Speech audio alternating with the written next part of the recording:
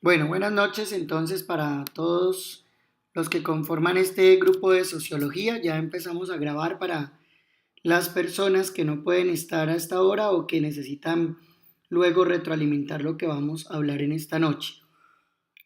Como les explicaba al principio, fue muy difícil vernos por este medio porque ustedes a esta hora no tienen clase, tienen otras actividades.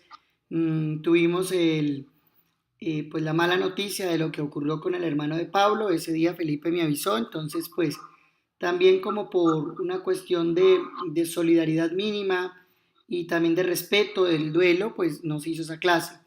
A los 8 días, el padre Olmedo me dijo que no tenían internet.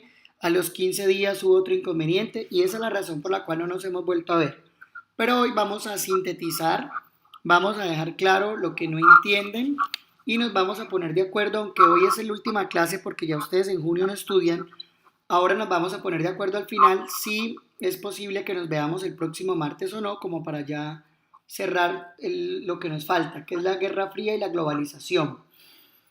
Eso por en cuanto a las clases, digamos, magistrales o sincrónicas, en cuanto a la explicación. En cuanto a los trabajos, pues yo ya estoy recibiendo los ensayos. Los que faltan, por favor, me los envían para corregirlos. Tengo el de Víctor, el de Osvaldo, el de Jesús. No se los he corregido porque el tiempo ha sido limitado, pero este fin de semana que es festivo creo que los voy a poder corregir. Entonces, si todos me lo envían, este mismo festivo los corrijo y se los devuelvo a todos y así todos sabemos qué nota tienen en el ensayo. Bueno, vamos a empezar con un video que les tengo preparado para hoy, entonces lo voy a dejar correr un momentico para cerciorarme si sí están escuchando y viéndolo bien. Lo voy a pausar y ustedes me dicen, me confirman por voz si sí están escuchando y viéndolo bien y ahí ya lo dejo correr del todo. La Guerra Fría fue un conflicto que dividió al mundo y enfrentó dos modelos diferentes, el capitalismo. ¿Escucharon? Listo. Entonces lo vamos a dejar rodar completo. Si alguno de ustedes se desconecta o se le cae el internet, no se preocupen que yo estoy grabando y yo les cuelgo esta grabación en YouTube para que usted y les mando el link cuando ya esté publicada para que ustedes puedan entrar y digamos mirar lo que se perdieron. ¿Estamos? Listo. Hoy vamos a hablar de la Guerra Fría, entonces escuchen. La Guerra Fría fue un conflicto que dividió al mundo y enfrentó dos modelos diferentes, el capitalismo y el comunismo. Mira. Profesora, ¿qué significa Guerra Fría? Es el nombre que recibió el período que siguió a la Segunda Guerra Mundial y que se extendió hasta 1989. Estados Unidos por un lado y la Unión de Repúblicas Socialistas Soviéticas por el otro quedaron como las dos superpotencias mundiales de aquel entonces. Pero las diferencias que había entre ellas parecían irreconciliables e hicieron temer un enfrentamiento de proporciones inimaginables. El mundo se hizo bipolar. En realidad no se trató de un conflicto armado, sino de una competencia por lograr el predominio mundial. ¿Y cuáles fueron esas diferencias? Desde el punto de vista ideológico, se enfrentaron dos modelos antagónicos, el capitalismo y el comunismo, cada uno con propuestas sociales, políticas y económicas muy distintas. Además, políticamente, las dos superpotencias buscaron incrementar su influencia sobre terceros países, sobre todo entre los menos desarrollados. El surgimiento de la OTAN y del Pacto de Varsovia es clave en este periodo porque los conflictos entre estas alianzas militares hicieron peligrar la paz mundial en varias oportunidades. ¿Esta era una nueva guerra? Sí, se habla de la Tercera Guerra Mundial, pero casualmente esa guerra nunca se produjo y por eso el periodo se llama Guerra Fría. Fue un tiempo cargado de tensiones y conflictos y en el que las dos superpotencias probaban sus nuevos armamentos a través de guerras que promovían en otros países.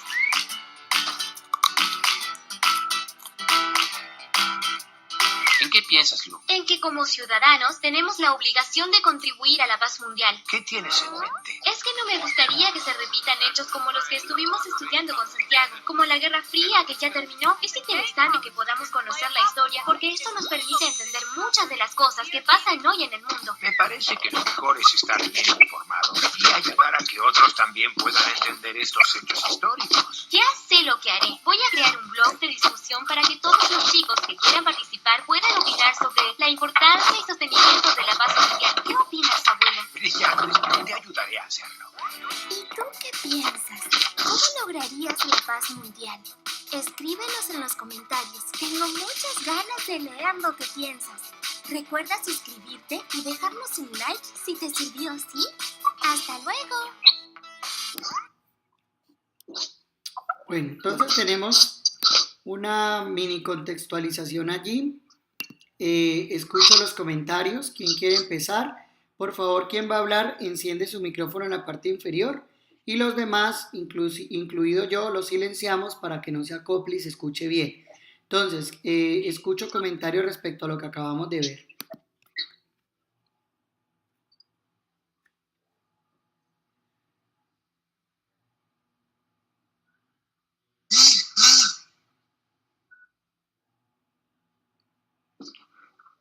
Wilder, qué pena, es que el internet está un poco malo y no se escuchó bien el video.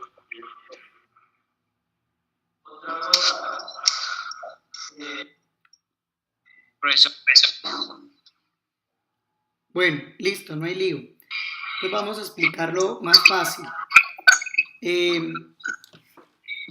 Profesor Wilder, Sí, por favor podría agregar a Iván porque Iván no está metido también en el grupo. ¿quién?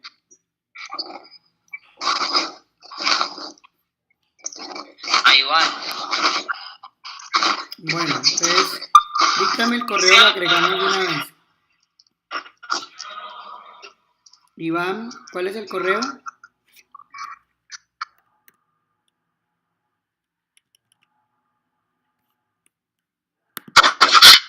Bueno, Osvaldo, silencia el micrófono y vamos a dar la explicación entonces así porque parece ser que ustedes no pudieron ver.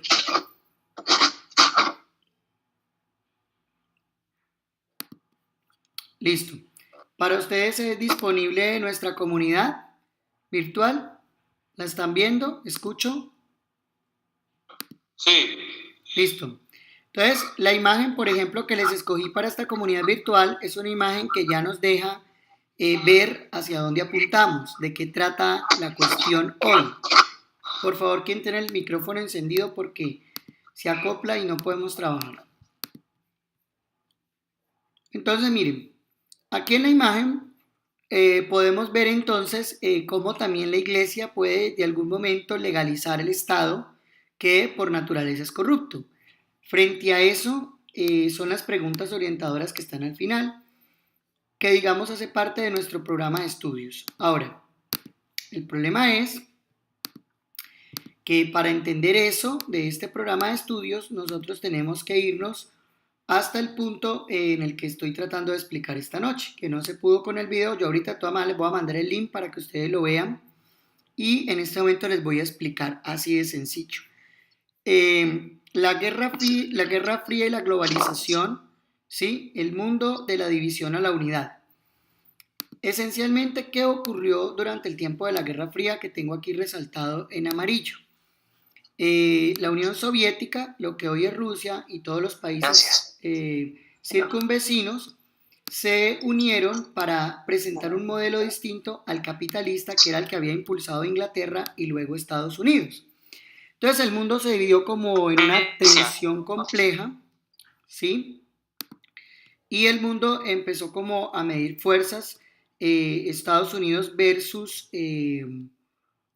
versus Rusia, y entonces ahí vinieron las dificultades porque no fue una guerra como la Primera Guerra Mundial o como la Segunda, sino que fue una tensión realmente. O sea, estuvimos al borde de que estallara la tercera, pero nunca estalló. Por eso los historiadores lo llaman la Guerra Fría.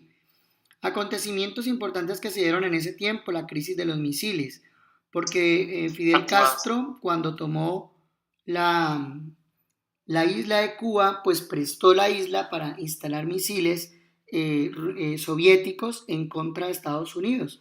Y pues el presidente Kennedy, digamos que por eso fue que sancionó y aisló a Cuba como represalia a esa situación. Y otros conflictos como la guerra de Vietnam, como la separación de Corea del Norte y Corea del Sur, todos ellos se enmarcan dentro de la Guerra Fría. ¿Qué tiene que ver eso con sociología?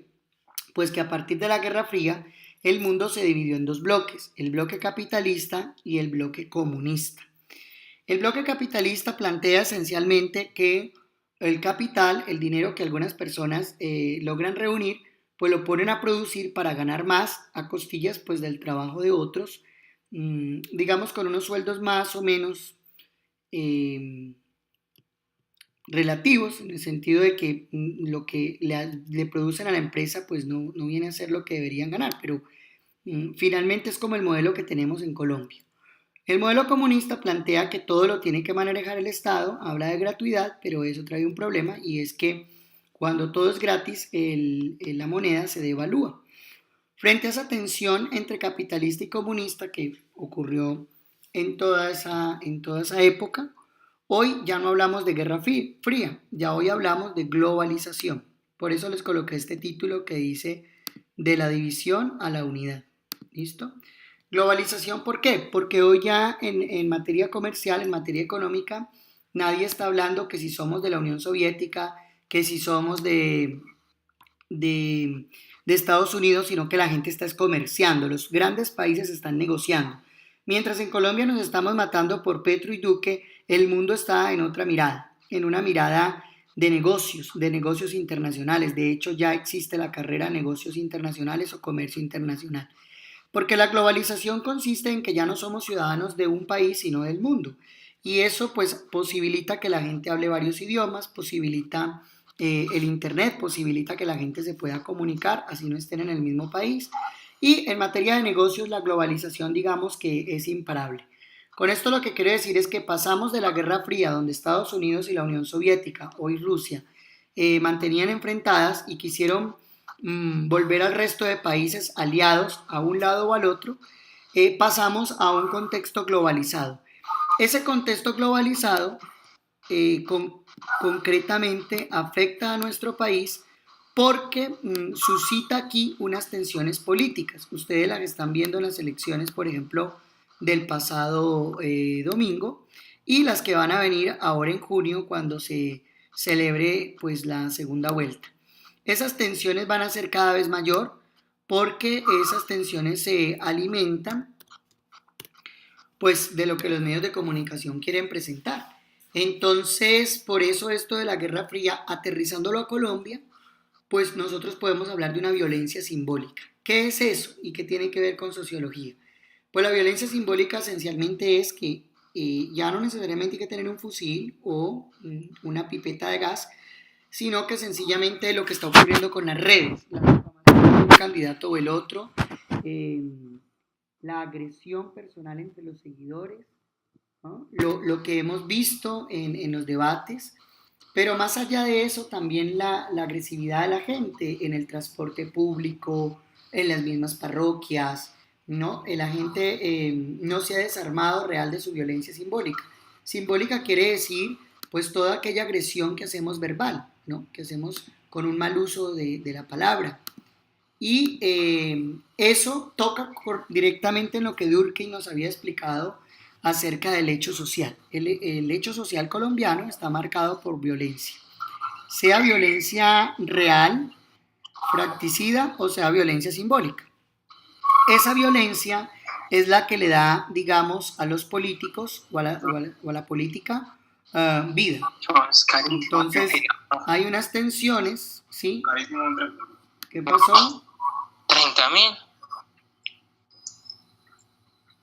Hay unas tensiones que empiezan a tenerse, concretamente en este país, en la polarización entre la izquierda y la derecha, que podríamos decir, quien defiende el modelo capitalista y quien desea traer el modelo comunista a Colombia. Esas tensiones entonces nos llevan a hacernos estas preguntas. ¿Cuál debe ser el modelo más conveniente? Voy a reducir esto para que lo puedan ver mejor. ¿Cuál debe ser el modelo político más conveniente? ¿No? Eso es lo que vamos a quedar esta noche pensando y reflexionando, y yo ahorita con el video que les mande, de pronto ustedes les puede ayudar un poco o pueden contestar. ¿Cuál debe ser la relación entre iglesia y Estado? Entonces, mirando la imagen de nuestra comunidad virtual que habla por sí sola, ustedes pueden hacer una reflexión bastante crítica e interesante. ¿Hasta qué punto es conveniente que la iglesia y el Estado sostengan relaciones y en qué punto la Iglesia debe tomar distancia. ¿Cómo afecta a la economía el devenir político? Entonces lo que estoy explicando, más allá de los deseos de las personas, de los gustos, lo que nos une es la economía. No existe un billete capitalista y un billete comunista, existe el dinero. No existe un billete uribista y un billete petrista, existe el dinero. Entonces el modelo económico, aunque está enmarcado dentro del modelo político, tiene su devenir propio, sus leyes propias, y no necesariamente depende de los gustos de un político. Entonces, aparte del ensayo que ya debieron haber mandado y si no, lo estoy esperando, que era sobre las revoluciones, ya 3 compañeros lo hicieron, escogieron una revolución y hicieron el ensayo.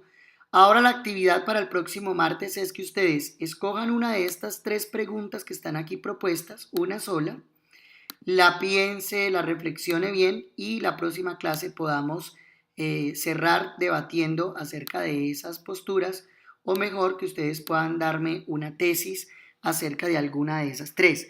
Ustedes cuando empecemos la clase, ustedes simplemente van a decir, miren, yo escogí la 2 y digamos que mi reflexión es así y así. Los demás pues pueden debatir o controvertir esa parte.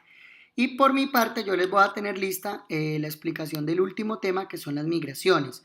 No lo hago hoy porque... ¿Sí?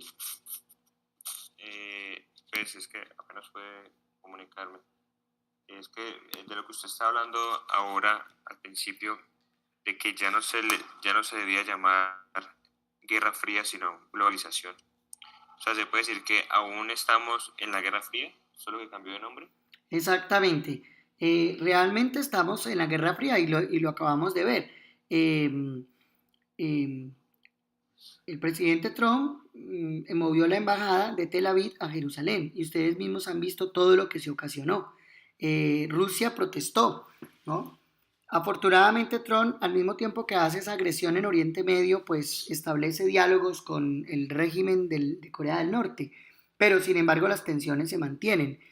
Diríamos que Rusia, Corea del Norte, Irán, algunos países árabes conforman hoy el bloque no comunista, sino el bloque antiestadounidense, y Estados Unidos, pues como siempre aliado con Francia, con Alemania, con Italia, pues mantienen en la OTAN una presencia importante, una fuerza importante.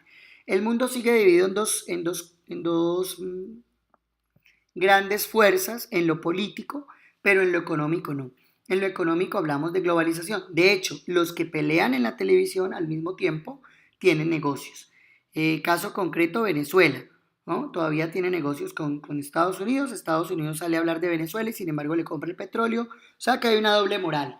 Desde lo político el discurso es uno y desde lo económico el discurso es otro. Bueno, lo que yo les pido es que ustedes, en torno a esto que acabamos de hablar, reflexionen una de las preguntas que están resaltadas con amarillo, solo una. La reflexionan esta semana. Yo sé que ustedes ya entran a finales y todo eso, pero como no hemos visto clases, es necesario que dentro de 8 días nos volvamos a ver. Yo prometo hacer algo corto como lo que estamos haciendo hoy. Cada uno de ustedes dice qué pregunta escogió, formula la tesis, la respuesta que elaboró, y los demás van a reforzar esa tesis o la van a debatir, a controvertir, y con eso ya cerramos nuestro curso de sociología porque el tiempo no nos da más. Y yo, por mi parte, les voy a traer preparado este tema que voy a resaltar con color azul, ¿sí? De las migraciones, un mundo en movimiento. Entonces, una vez pasemos como el debate, unos 40 minutos de debate, yo cerraré explicándoles un poco acerca de cómo está aconteciendo todo este fenómeno de las migraciones, que entre otras cosas no es simplemente que la gente se esté moviendo, sino que eso trae sociológicamente también unos devenir, unos conflictos importantes, ante todo porque el mapa demográfico está cambiando. Ejemplo, una persona, por ejemplo, que vive en Colombia, se va a vivir a Canadá, un país con baja natalidad, y entonces allá empieza a tener hijos, pero esos hijos en 20 a 30 años tendrán más hijos. Lo que quiero decir con esto es que los latinoamericanos se van a esos países a generar unos movimientos demográficos importantes, y digamos que eso es como lo que hablaba Darwin de la selección natural de las especies, donde casi no hay reproducción humana, pues van llegando otros humanos a generarla, Y en Profesor otros, Wilber, dime. entonces es natural decir que lo de la inmigración no sería inmigración, sino parte natural del ser humano. Claro, porque los seres humanos nacimos en movimiento, de hecho siempre éramos nómadas. Luego fue que se sedentarizaron en razón de la economía, del descubrimiento de la agricultura, que eso fue lo que vimos en el salón cuando hablamos de revolución agrícola. Lo que pasa es que por un control político, ni siquiera medieval, sino desde la edad antigua, nos demarcaron, nos metieron dentro de un mapa, pero nadie escogió estar aquí. Entonces lo que la sociología empieza a analizar es que los seres humanos se deslindan de esa enmarcación en la cual nos metieron, que nadie escogió, se deslindan del idioma que les toca hablar y aprenden otros, se deslindan de la moneda que nos toca manejar y manejan otras, y digamos que el mundo está en movimiento completamente. Se puede ver con la generación de ahora, sus compañeros, sus amigos, todo el mundo está migrando a Brasil, a Chile, la gente de Chile está migrando a Colombia, los de Colombia a Venezuela, y es decir, que el mundo hoy se entiende como algo globalizado, es decir, donde la gente no se identifica con un país en sí, ni se estanca en un solo sitio, sino que estamos volviendo al nomadismo. Podríamos decir que al nomadismo moderno, ¿no? A través también de la tecnología somos nómadas, porque tú te puedes asomar con alguien en Francia o en Australia y aprender de su cultura a través de estos aparatos. Entonces, pero eso lo voy a ampliar mejor con la presentación que les voy a preparar para ese tema. Hoy quería hacerles énfasis en la Guerra Fría, en las tensiones políticas, recordarles que hasta este fin de semana hay plazo para enviar los ensayos para yo poderlos corregir y devolverlos ya corregidos, y que la última actividad consiste en que escojan una pregunta y la traigan resuelta a clase. Eso es, digamos, lo que yo tenía por avisar. Lo otro es que ustedes entran a esta comunidad virtual que yo les preparé. Hasta ahora no han entrado sino Víctor y Osvaldo. Entonces le pido a los demás que entren, o si no les ha llegado la invitación me avisen para enviarla. La invitación normalmente está aquí por donde dice social. Ustedes vienen acá y acá tienen que aparecer Instituto Julián Mendoza, te invito a unirte a Sociología C Mayor. Se unen a esa comunidad, ahí encuentran el programa. Profesor Wilder, Dime. manda estos trabajo de por ¿Cómo? Jesús manda decir que él envió su trabajo por Hotmail. Sí, Jesús, Osvaldo y Víctor, ya yo tengo los ensayos, me faltan solo los demás, sí. Bueno, entonces les decía, entren a esta comunidad por favor y en ella, digamos que los ensayos los mandan al correo, pero en esta comunidad ven las preguntas, lo que estoy explicando, digamos las instrucciones. Sin embargo, ustedes me pueden a través del correo del instituto escribirme sus dudas y entonces yo voy a estar atento. Conclusión, el próximo martes los espero a esta misma hora, no los voy a demorar, traten de organizar su horario para que todos puedan estar. Hacemos el debate de las preguntas, yo les explico el último tema de las migraciones y ya cerramos clase. Y eso es, digamos, lo que yo tenía para decirles. Voy a dejar de grabar para pasar a la parte de escuchar las dudas, las inquietudes que ustedes tengan, lo que no haya quedado suficientemente claro. ¿Listo?